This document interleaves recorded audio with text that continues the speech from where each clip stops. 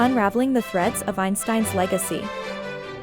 Einstein, celebrated for his intellect, was more than just a theoretical physicist. His theories transcended academia, pushing him into the public spotlight.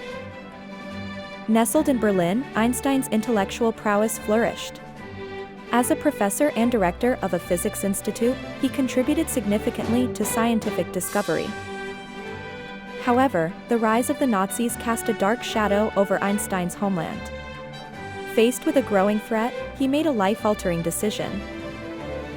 In 1933, he sought refuge in the expansive landscapes of the United States.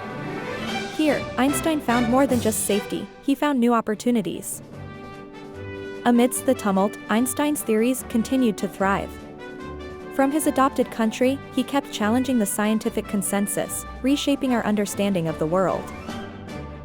Einstein's story isn't just about science. It's a tale of resilience and reinvention, a testament to the human spirit's ability to endure.